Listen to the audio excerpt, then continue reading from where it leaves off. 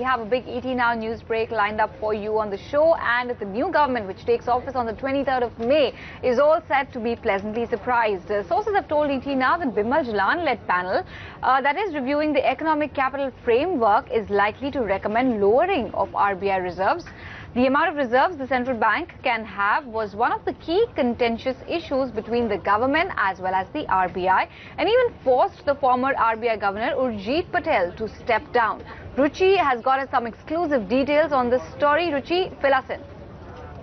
We understand that a big boost from the RBI could come in for the new government that takes office post the 23rd of May. We're given to understand that the Bimal Jalan-led panel that was looking into the issue of economic capital framework, they're likely to submit their report by the end of June, and they could go ahead and recommend lowering of the RBI reserve levels. As we've been telling you, this was one of the key issues that was being talked about widely when there was a tussle between the government and the RBI, so much so that even the former RBI Governor Urjit Patel had to step down because of the constant tussle on this issue. Now, we're given to understand that the Bimal Jalan-led panel that met a few weeks ago as well to finalize their report is likely to say that the RBI currently has excess reserves, and in order to calculate these reserves, they will use as a factor, they will be using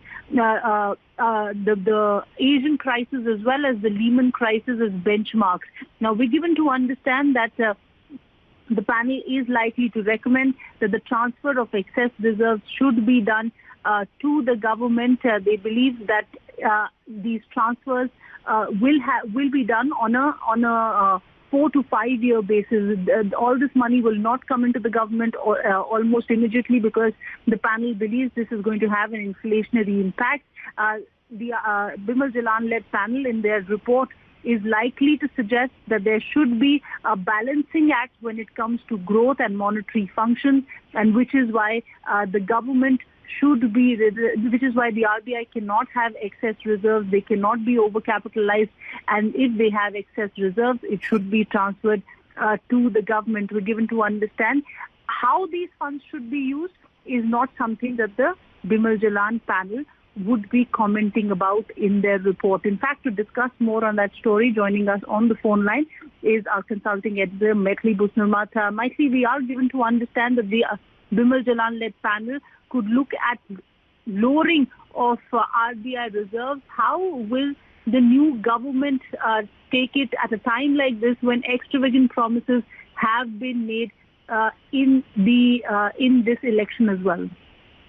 Well, it all depends on what exactly the panel has in mind.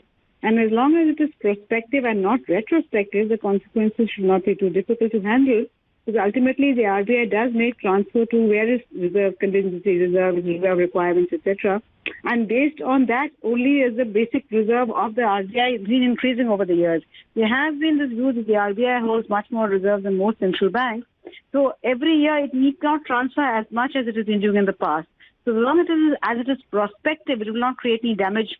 It will not really rock the boat as far as the economy is concerned, because when you are going to do it retrospectively, then it would entail a shrinking of the RBI's balance sheet.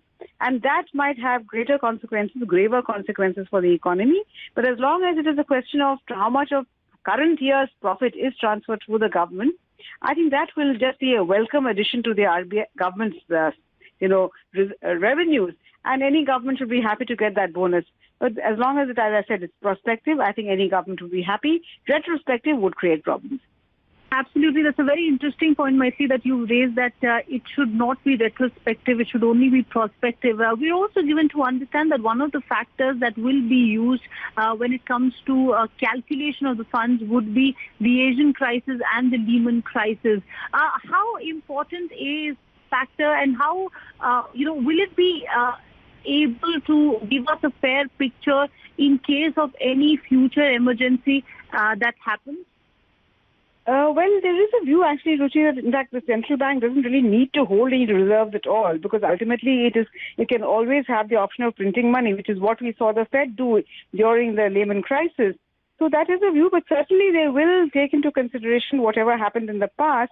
And the fact also is that the US Fed has the advantage that the Indian Reserve Bank of India doesn't have. It's basically because the dollar bill is something that is so prized all over the world. So when it prints additional currency, that is in demand, whereas really nobody wants our rupees. So these factors have to be kept in mind. And incidentally, in fact, all this talk about reserves and how much reserves the Reserve Bank needs to hold should be said. In fact, the Fed, in fact, has negative reserves. So the strength of a central bank is really not dependent on the quantum of its reserves or its size of its reserves. But yes, it does send a measure of confidence that the people, public in general, and the world at large has in the central bank if it is adequately capitalized. But as I said, since capital comes from the government and it is a sovereign function that they have, this is a technical debate which I think economists will go on arguing about. But I see no great harm in the Reserve Bank holding much smaller reserves than it has at the moment. Maitri, my last question to you. We're also given to understand that while the panel may, talk about lowering of RBI reserves, the Bimal Jalan-led committee will not comment on the way the government should be using these funds. At a time like this, when all sorts of speculations were being made that once these funds come in, this could be to deal with some of those election promises. It could be to recapitalize banks even more. What's your own sense? How are you looking at this? The panel categorically saying that they will not be talking about how the funds should be used. It should be, the government should be looking at this matter. Ultimately, it's their own prerogative. Ruchi, there I'm entirely with the panel because this is a sovereign function. It is the government's responsibility and the government's duty to decide how the money should be spent because after all, they are the elected representatives of the people. So if the people vote into power a government which has made various promises and the government wants to honor those promises, then that is something that lies squarely within the government's domain and no technical body has any right to say how that money should be spent. Ultimately, the Reserve Bank of India at best and the framing of the budget might be giving some advice, but certainly the ultimate responsibility does lie with the government of the day. So this is a sovereign function and should rightly be exercised by the government. So I think here I'm entirely with the panel in steering clear of something that is not their domain. Right. Thanks so much for that exclusive details, Ruchi and Maithili ma'am. As always, thank you so much for your views on our news break.